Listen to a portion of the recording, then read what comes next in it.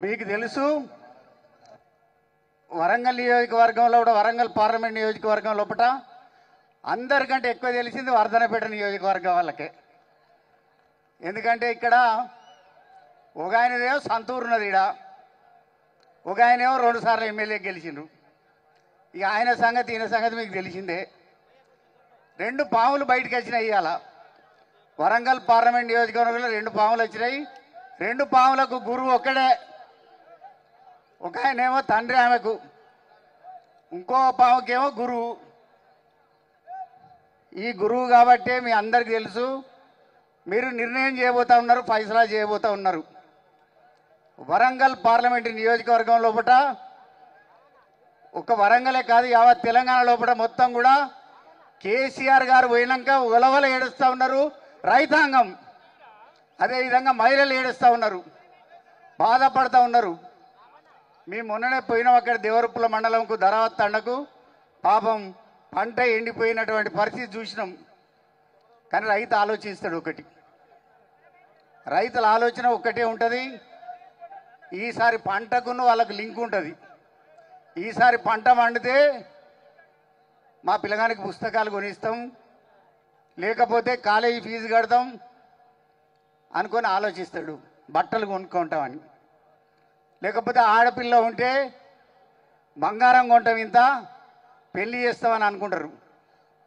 కానీ పెట్టుబడి పెట్టిన తర్వాత పంట పండకపోతే ఆలోచన చేస్తాడు, దుఃఖశిల్తాడు, ఏడుస్తాడు. పంట పండకుండా అంటే పెట్టుబడి పెట్టిండ్రు, పంటలు రానటువంటి పరిస్థితి చూస్తూ ఉన్నాం.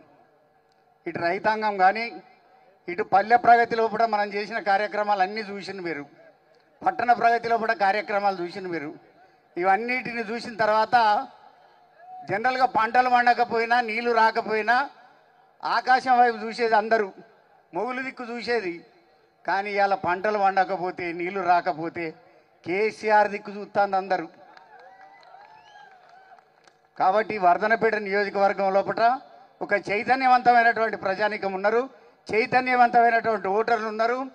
అదేవిధంగా ఆనాడు కంటి వెలుగు లేకపోయా, న్యూట్రిషన్ కిట్లు రాకపోయా, కేసీఆర్ కిట్లు లేకపోయా, ఆడవాళ్ళకు మహిళలకు 2500 ఇస్తారు, 2500 రాకపోయా, ఇట్లా అనేక రకాల ఆసరా పెన్షన్లు రాకపోయా. ఆసరా పెన్షన్లు 4000 ఇస్తామని చెప్పి అర్రాసు పాట పాడినట్టు 4000 కాదు కదా జనవరి నెల ఎగ్గొట్టిరి అని ఇట్లా వృద్ధులు అనేక రకాలైనటువంటివి జరుగుతూ ఉన్నాయి. మీకు తెలిసినటువంటి విషయం, ముఖ్యంగా వర్ధనపేట నియోజకవర్గంలో తెలుసు. కాబట్టి మీరు ఫైసలా చేయబోతూ ఉన్నారు. మీరు నేనైతే అన్ని ఊర్లు తిరగలేను, కానీ మీరందరూ ఒక్కొక్క బూతులకు వెళ్ళి నేనే ఎంపీని అనుకున్నట్లయితే, మీరందరూ కూడా ఎంపీ అనుకున్నట్లయితే తప్పకుండా వరంగల్ నియోజకవర్గం లోపల బీఆర్ఎస్ పార్టీ గెలవబోతోంది. బీఆర్ఎస్ పార్టీ మరొక్కసారి కేసీఆర్ గారిని చూస్తూ ఉన్నది. కేసీఆర్ గారి నాయకుడు లేకపోయా అనేటువంటి ఆలోచన వస్తూ ఉన్నది.